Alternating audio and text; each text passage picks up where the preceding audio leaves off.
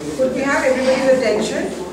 I welcome all of you on a Sunday to come to an art opening where everybody said it's a family day. But since our artists were going to be leaving India, so we had this opening today. And Jagath today is going to take all of you around because Sri Lankan art, I think for the first time, a gallery is showing in India. And this whole show came about because of Anoni. Where's Anoni? Because of Anoni. Because I was planning to have her solo and then she was committed to Shrine, so I said, can I see other Sri Lankan artists? And we saw Pala's works and was absolutely fascinated. And I went on seeing more and more works of many artists in Sri Lanka who Anoni introduced me to. And I said, wow, this would make a great show. And we always, Espace, or I've always been fascinated. I've always looked at artists or art where there's a movement. Like in India, I right now feel there's a certain kind of a plateau which has reached. So that's why I'm exploring now Sri Lankan art.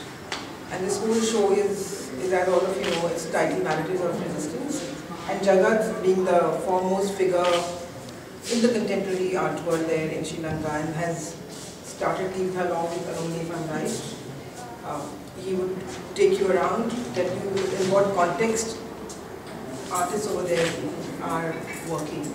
And I've seen wherever there is resistance, wherever there is angst, artists come out with such wonderful creation. And I think this is the show which shows all what I'm saying.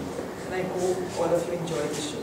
And we have Anura over here, who's one of the youngest there. And again, for showing here for the first time. And Jagath will talk about his work very, very beautifully. And he said his celestial violence. So, Jagath, we'll start with this. Thank you very much for coming and taking us serious. Let me, how do I start?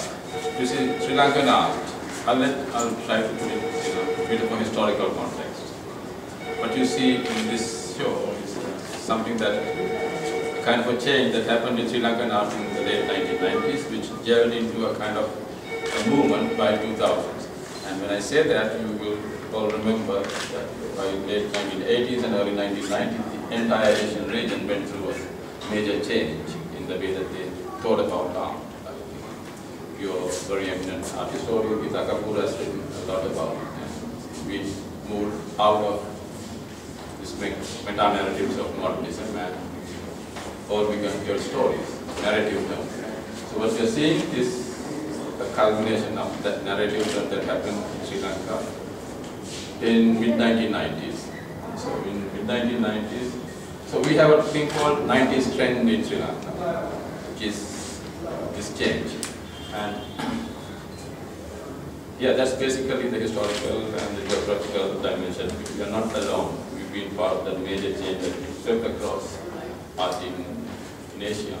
One thing very interesting that I keep saying is that those artists who shouldered that change are the artists who were born in late 1940s, who soon after the end of colonial rule. So I think I consider this as an important thing because for me, or Anori, or Palo, most of the Indian artists I have seen, colonial rulers is only a history as such. So they were never taught or ruled by the white master. So because when you take out the modernist artists of Sri Lanka, I'm sure it was the same here, these modernist artists had some contradiction within themselves. While you are fighting the colonial, you are taking stuff from the West. There was this identity crisis. Well, we all continue that identity crisis, but in a very different way. As you can see from Pala's work, that is Pala. And it is also something that has happened in both Anura and Pala are my very close friends, and they were all my students at some point. So you can imagine what I'm going to say about it. Good stuff about it. But Pala's work, not this collection, this audio book, but early works, he began with this work of, his has been always the identity, the marginalized identity, marginalized souls in the Sri Lankan society. One thing that happened so clearly in the 1990s, we took violence in its widest sense, not just what the Sinhala Buddhist nationalism is doing to the Tamil Tamils in Sri Lanka, or the other way around, the Tamil nationalists were thinking about the Buddhists. But it's at a wider sense, like from feminist issues to caste issues and all that.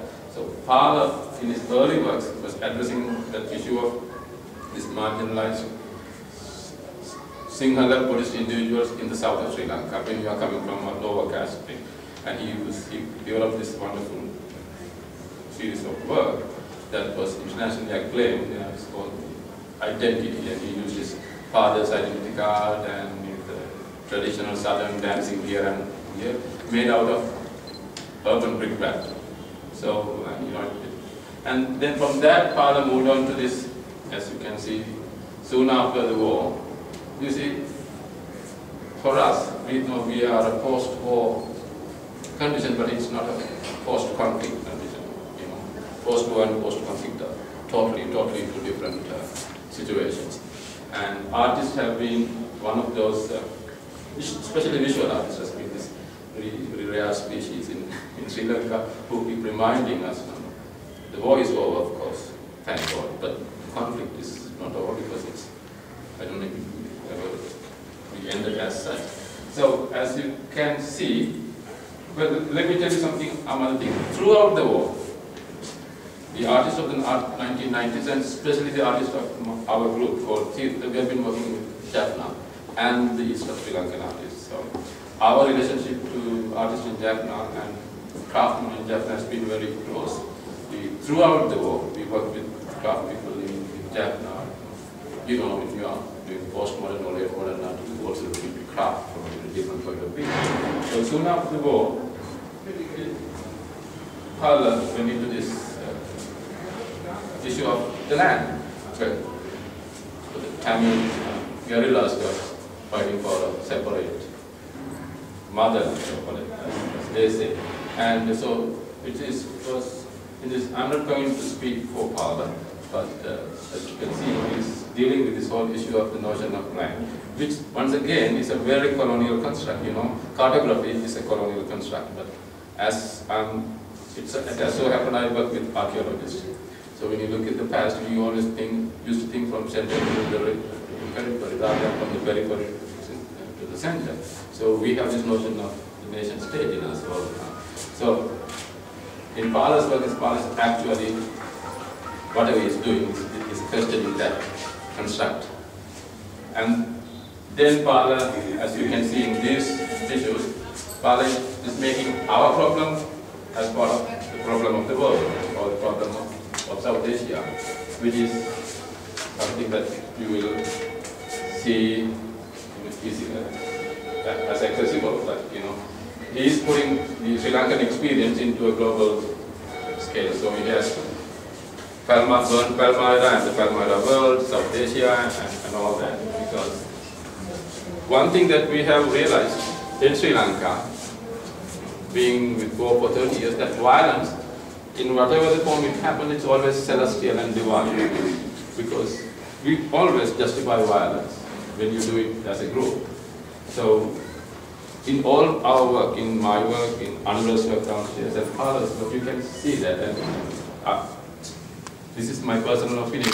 Pala's keep reminding by putting the burnt Palmyra from Jaffna into the world map and South Asian map, and he's making an extension of Sri Lanka, or the other way around. So the world extended to Sri Lanka, either way. So, shall we go down? That's enough, no?